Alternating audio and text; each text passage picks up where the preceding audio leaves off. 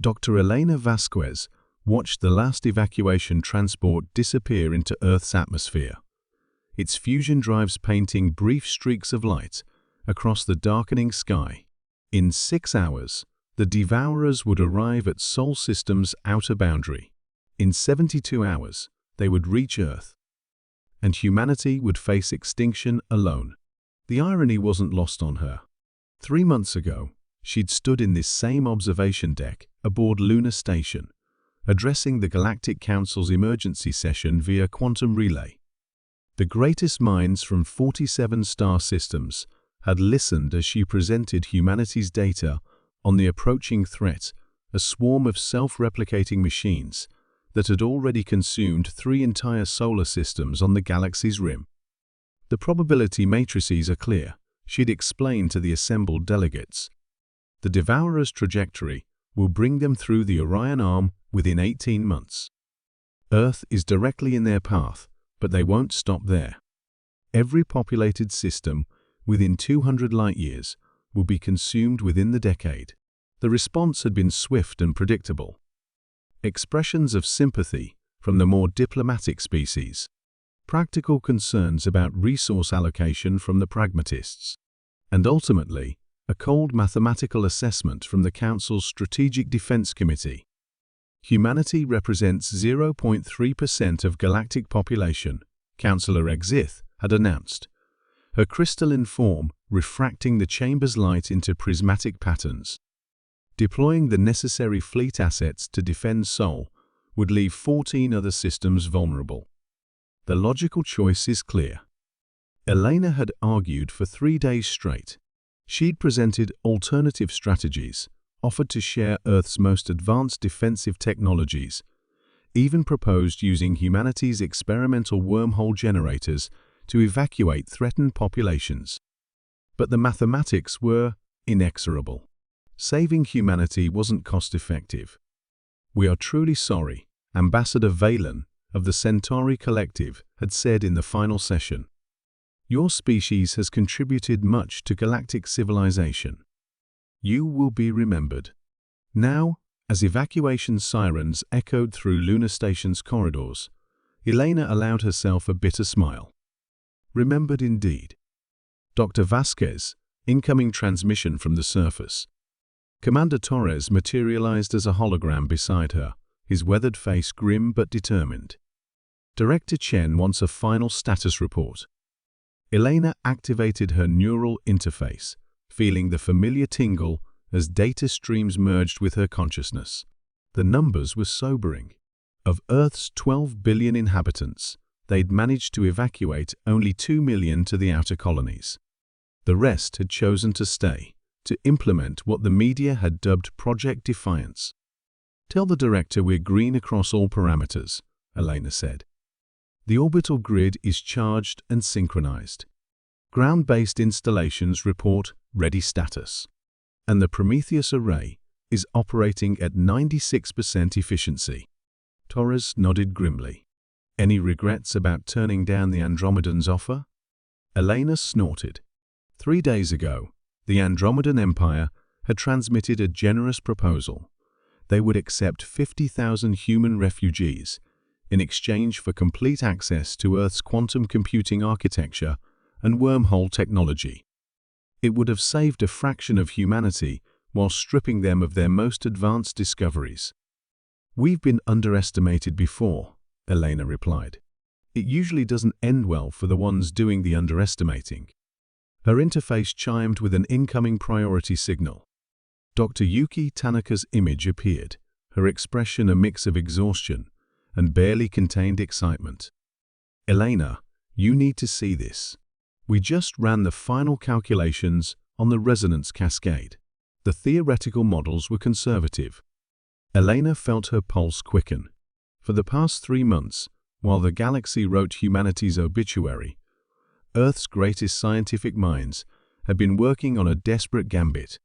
The Devourers consumed matter by breaking down molecular bonds and converting the energy to fuel their replication process. But every system had weaknesses. "Show me the numbers," Elena commanded. the holographic display filled with complex equations and energy flow diagrams. Elena's enhanced cognition processed the data in seconds, and her breath caught. The cascade effect would be 23% more powerful than projected. If we're right about their composition, Tanaka continued, a properly tuned quantum resonance pulse should destabilize their entire network structure. But Elena, the power requirements. Elena understood. To generate a pulse strong enough to affect the devourers across multiple light years would require channeling the total energy output of Sol itself. It was technically possible. Humanity's stellar engineering projects had been quietly siphoning solar energy for decades, but the process would be irreversible. How long do we have? Elena asked. 18 hours until they reach the heliopause. If we're going to do this, Elena's interface lit up with incoming signals from around the solar system. Mars colony reporting ready. The asteroid belt mining platforms confirming power grid connection. Even the generation ships fleeing toward Alpha Centauri were requesting permission to contribute their reactor output via quantum energy transfer. Dr. Vasquez, came another voice director Chen from the surface. We've just received something interesting. It's a message from the Rigelian Republic. Elena frowned. The Rigelians had been among the most vocal opponents of intervention. What do they want? To apologize.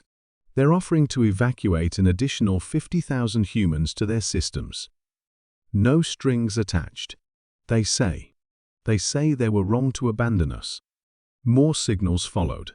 The Vegan Confederacy offered refugee status to any human scientists. The Tau Ceti Federation transmitted technical specifications for advanced defensive systems, too late to help with the devourers, but potentially valuable for the future. Even the Centauri Collective sent a formal apology and promises of reconstruction aid. Elena smiled grimly. They're hedging their bets. If we somehow pull this off, they want to be on the right side of history. And if we don't? Torres asked. Then at least some of us will survive to remember that humanity didn't go quietly. The next 17 hours passed in a blur of final preparations. The stellar engineering platforms aligned their collectors with Sol's corona. Quantum field generators across 3 planets synchronized their output. Every human settlement from Mercury to the Kuiper Belt contributed whatever energy they could spare. Elena stood in Lunar Station's command center as the Devourer's vanguard entered the outer system. The enemy machines were massive, each one larger than a terrestrial city, their surfaces crawling with smaller replicator units. Long-range sensors counted over 2 million individual entities, with more arriving every minute. Prometheus array at full power, reported the technician. Stellar tap confirmed stable. All stations report ready. Elena's hand hovered over the activation control. Once triggered, there would be no turning back. Sol would be forever changed, its output reduced by nearly 30%. Earth would require massive climate modification to remain habitable. The entire infrastructure of human civilization would need rebuilding. But they would survive. More importantly, they would survive on their own terms. For all the species who said we weren't worth saving, Elena whispered. Then, louder, initiate Project Defiance. The quantum resonance pulse erupted from Sol like the birth cry of a new star. It raced outward at the speed of light, carrying with it the concentrated will of 12 billion humans who had refused to surrender. When it reached the devourer swarm, the effect was instantaneous and catastrophic. The enemy machines simply stopped. Their molecular bonds destabilized in perfect sequence, causing a cascade reaction that spread through their entire network in seconds. What had taken them centuries to build and replicate dissolved into harmless particles in less than a minute. In the command center, a cheer went up from the assembled technicians. But Elena remained focused on the long-range sensors, watching for any sign of surviving devourers. Only when the readings remained clear for a full hour did she allow herself to relax. Unknown contact approaching from galactic core, announced the sensor operator. It's a council fleet. Flagship is transmitting diplomatic codes. Elena laughed, a sound with no humor in it. Tell them we're busy. Maybe they should come back when it's cost-effective to talk to us.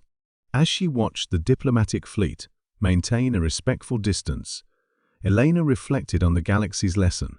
Humanity had been written off as expendable, too small and weak to matter in the grand scheme of galactic politics. But in their moment of greatest peril, they had accomplished what the combined might of 47 star systems had deemed impossible. The galaxy had refused to help, but humanity had risen to the challenge anyway. And now, everyone would remember exactly what that meant.